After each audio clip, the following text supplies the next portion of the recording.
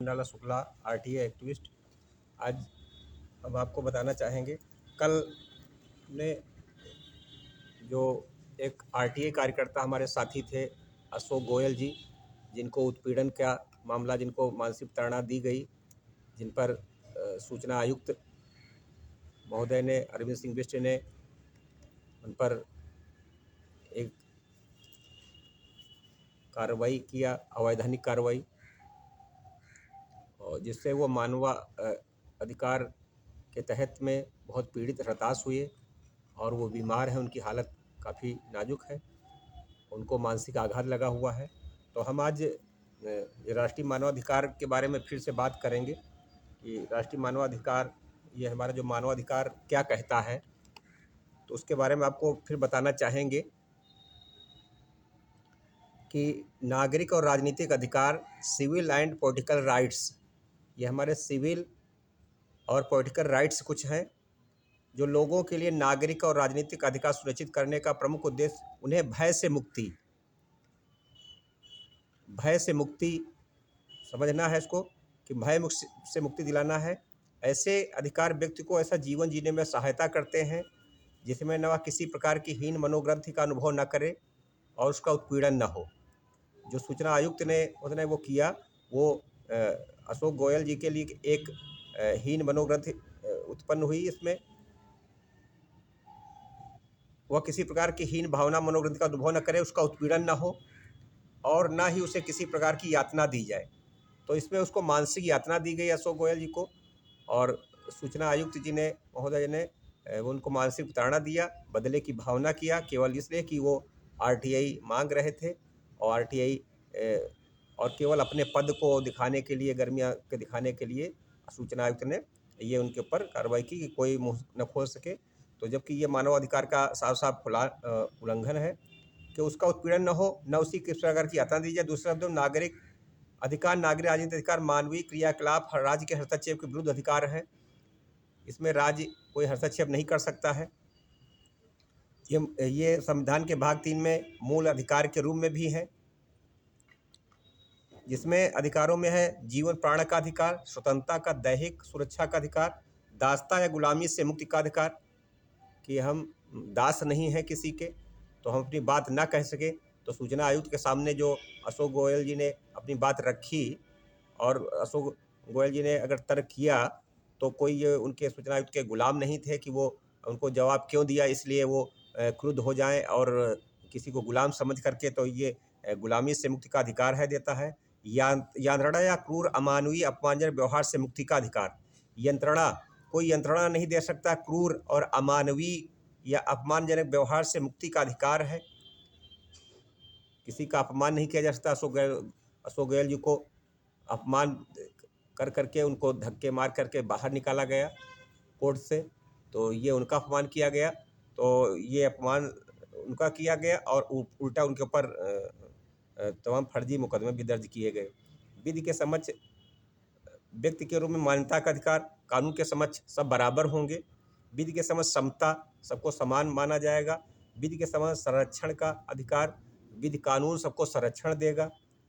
और मूल अधिकारों के अतिक्रमण की स्थिति में प्रभावी उपचार का अधिकार, अगर मूल अधिकार में उत्पीड़न कोई उनका अतिक्रमण करता है तो उसका उपचार का अधिकार, यानी उसका समाधान के लिए वो उसका अधिकार है। मनमाने ढंग से किसी की गिरफ्तारी निरोध है। निर्वास के विरुद्ध अधिकार, अशोक गोयल जी को गिरफ्तार किया गया धोखे से। अपराधी मामलों में रुजु सुनवाई, सार्वजनिक सुनवाई का भी अधिकार है। और हमारा दूसरा है कि अभिव्यक्ति की, व्यक्ति की स्वतंत्रता का अधिकार है। शांतिपूर्ण सम्मेलन संगम की स्वतंत्रता का अधिकार है। ये हमें अधिकार है और जिसका प्रयोग अशोक गोयल जी ने किया। उन्होंने कोई अपराध नहीं किया, सूचना मांगना कोई अपराध नहीं है, ये हर नागरिक का कर्तव्य है।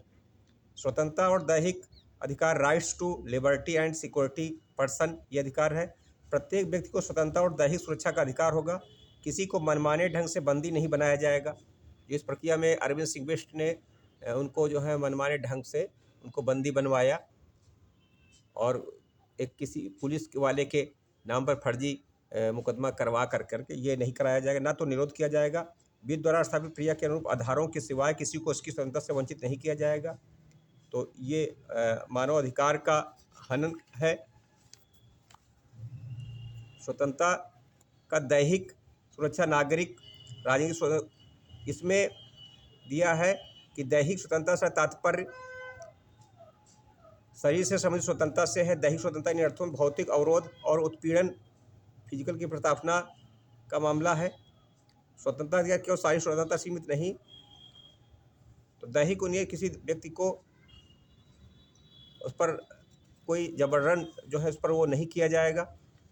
तो ये मानवाधिकार भी हमारा कहता है, और जिसको संयुक्त राष्ट्र संघ ने इसका चार्टर बना, पूरी दुनिया को इस पर पालन करना होगा। और यहाँ हम बताना चाहेंगे कि अशोक गोयल जी को जो 24/4/2014 का मामला है, अरविंद सिंह बिष्ट ने उनके ऊपर जो मुलायम के समधी कहे जाते हैं, अरविंद सिंह बिष्ट, उन्होंने जो है इन पर जो बदले की भावना किया और उनको सुनवाई के समय में उन पर केस दर्ज किया। धाराएं फिर से एक बार बता दें, जो धाराएं उनके ऊपर लगी, तो आईपीसी 228 जो न्यायालय में अपमान व्यवधान पर लगती है, जबकि कोर्ट की कार्यवाही में लागू होती है। ये आरटीए कार्यालय सूचना आयुक्त की सुनवाई कोई कोर्ट नहीं होती है, यह क्वासी जुडिशियल है। ये धारा जो लगाई गई ये भी गलत है, लागू नहीं होती जब तक जज कोर्ट ना हो। तो ये धारा 228 नहीं लग सकती, ये धारा लगाई गई, ये अवैधानिक है। आईपीसी 253 जो लगाई गई, सरकारी कर्मचारी को बल का प्रयोग या बाधा, इसके लिए शारीरिक मारपीट, चोट आदि लगने पर लागू होती है, किसी को कोई चोट नहीं। और अशोक गोयल जी वहाँ कोर्ट में जा कर के इतनी हिम्मत किसी की नहीं होगी कि वहाँ उनका फोर्स है, उनकी सारा आयुक्त बैठे हैं और उनके साथ में सहायक बैठे हैं और कोई जा कर के उनके ऊपर मारपीट करेगा। तो ये तो संभव नहीं है, ये फर्जी, ये केवल कहा सुनी तकरार बहस पर ये धारा नहीं टिक सकती, ये लगाई गई गलत है। आईपीसी 504 जो जानबूझकर अपमान, तो ये लागू करना आसान होता है, किसी पर भी लगा दो कि हमारा अपमान हुआ, जबकि अपमान तो ये अशोक गोयल जी का हुआ जो उनको पकड़ करके धक्का मार के बाहर निकाला गया। आईपीसी 506 इसके लिए गंभीर नुकसान पहुंचाने की बात है, धमकी सिद्ध होना आवश्यक है कि ये किसी को धमकी दी गई तो अशोक गोयल जी आयुक्त को धमकी देंगे कि तुमको हम देख लेंगे, तुमको ये निपटा देंगे, ये कर देंगे, ऐसा संभव नहीं है। धमकी तो आयुक्त लोग देते हैं कि सुधर जाओ, नहीं ये कर देंगे वो कर देंगे। जैसा कि इसके बहुत पहले जो है जब बसपा सरकार रही थी तो ब्रजेश मिश्रा एक सूचना आयुक्त थे, सतीश मिश्रा के भतीजे, उन्होंने हमें भी धमकाया था और धमकाया, तब हमने उनके ऊपर कार्रवाई प्रेस काउंसिल से और तमाम जगह से कार्रवाई करा करके तब वो उनके ऊपर सुधार आया, हमने कार्रवाई किया। तो वो ऐसी उनकी लोगों की है कि वो लोग धमकाते हैं, ना कि जो है कोई सूचना जो कार्यकर्ता है वो जाके आयुक्त को धमकाएगा, ऐसा संभव नहीं है, ये गलत है। तो ये धमकी सिद्ध नहीं होना आवश्यक है। ये 506 भी धारा गलत लगाई गई उनके ऊपर। जो धारा एक लगाई गई उनके ऊपर गंभीर 7CLA, ये धारा अक्सर विरोध या शोरगुल भाषण के मामलों में गलत तरीके से पुलिस लगा देती है। सरकारी काम में बाधा ये सिद्ध नहीं होती है।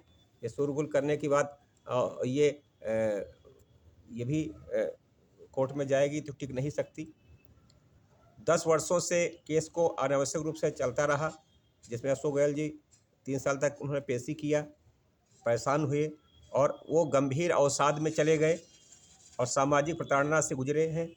और वर्तमान में अशोक गोयल जी पैरालिसिस का उनको अटैक पड़ गया है और स्वास्थ्य भी खराब है। ये सब उनके ये सूचना आयुक्त की उन्होंने किसी आरटीआई कार्यकर्ता को हतोत्साहित किया है, उसको गंभीर रूप से मानसिक प्रताड़ित किया है। ये मामला आरटीआई कार्यकर्ता का दमन है, मानवाधिकार उल्लंघन भी है तथा पुलिस द्वारा शक्ति का दुरुपयोग का स्पष्ट ये उदाहरण है।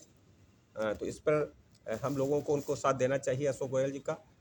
कल उनके साथ हुआ है तो कभी आपके साथ हमारे साथ भी हो सकता है। तो हमें क्योंकि कोई आरटीआई मांगना और ये आरटीआई हर नागरिक का कर्तव्य है उसको, तो कोई भी इस पर जो है आयुक्त धमका नहीं सकता किसी आरटीआई कार्यकर्ता को। कोई अपमानित कर करके अगर वो असंतुष्ट आरटीआई करता सूचना और आयुक्तों को तो चाहिए कि वो सूचना के अधिकार के रक्षा करने के लिए आयुक्त बनाए गए हैं, जो माननीय सूचना अधिकार आयुक्त हैं, और नियुक्ति इसी आधार पर उनकी की गई थी कि वो किसी राजनीतिक पक्षकार को से प्रभावित नहीं होंगे, किसी राजनीतिक दल से संबद्ध नहीं होंगे, और अगर वो उनकी पक्ष में बोलते हैं, अगर जन सूचना अधिकारी के पक्ष में बोलते हैं, तो माना जाएगा कि वो किसी दल से या सरकार से के पक्ष में बोल रहे हैं, तो ये अवैधानिक है पूरी तरह से।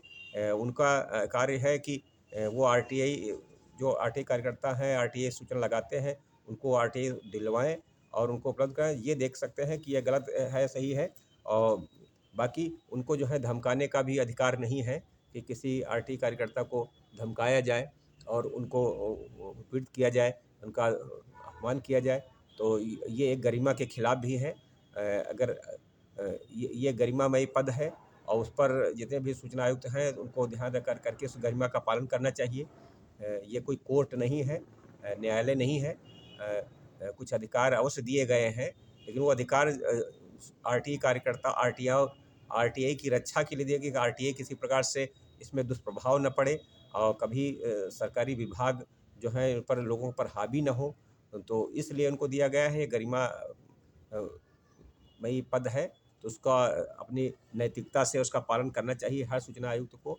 आरटीआई कोई मांगता है तो आरटीआई उसको पहली बात तो 30 दिनों में आरटीआई की सूचना मिल जानी चाहिए थी, जो नहीं मिली। और आयोग में मामला जब जाता है 30-90 दिन के बाद में, तो आयुक्त को जरूर तुरंत उसके ऊपर संज्ञान करके उस पर पहले एक्शन करना चाहिए। उस जन सूचना अधिकारी के ऊपर दंडात्मक कार्रवाई की जानी चाहिए, ना कि उल्टा उसके ऊपर जो सूचना भी नहीं मिले, वो परेशान है बेचारा, दौड़ दौड़ के दूर दूर से आता है पीएससी पर, और उल्टा उसको जो है अगर उसने जरा कह दिया सूचना नहीं मिली है, ये गलत बोल रहे हैं, तो वो आयुक्त महोदय उसको धमका दें, तो ये बहुत गलत बात है। जो अरविंद सिंह बिष्ट जी ने किया पूर्व 2014 में, और वो हम उम्मीद रखेंगे कि कोई सूचना आयुक्त नहीं करेगा, क्योंकि अन्य भी ऐसे कई मामले सामने आते हैं कि सूचना आयुक्त ने इनको ये कर दिया, वो कर दिया, तो ये करना नैतिकता के खिलाफ है।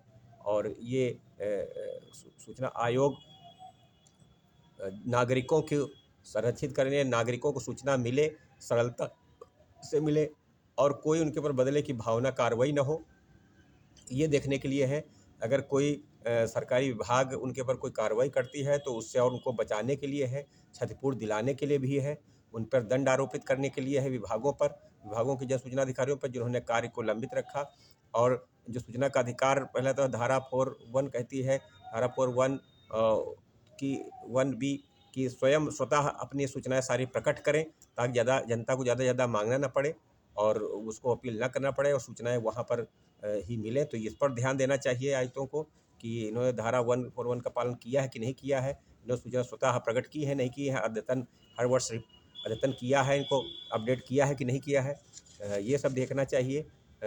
ना कि उल्टा जो है, क्योंकि ये गरिमा की अपने गरिमा को पद को गिराने की बात है, उसको बहुत गरिमामय पद है और ताकतवर शब्द भी है, वो है, तो जिसमें उस शक्ति का प्रयोग दुरुपयोग न करें, क्योंकि शक्तियाँ बहुत लोगों की नहीं रहती हैं, तो इसलिए लोगों के हित के लिए करेंगे तो उनको आयुक्त नहीं रहेंगे, तभी लोग उनको याद करेंगे और अपने कार्यक्रमों में और विशेष सामाजिक कार्यक्रमों में उनको बुलाएंगे, सम्मानित करेंगे।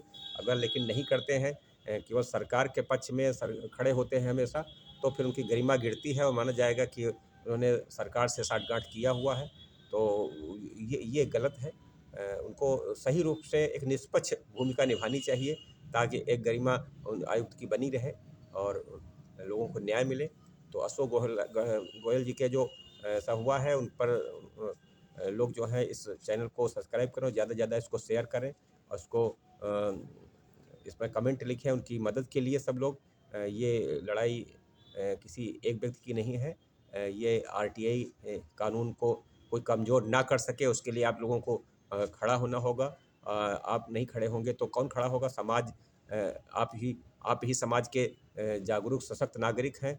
तो आप अपनी कलम से, आपकी अपनी एक कमेंट से, एक सब्सक्राइब से उसकी मजबूत बढ़ेगा उसको, तो आप उसकी मदद करें।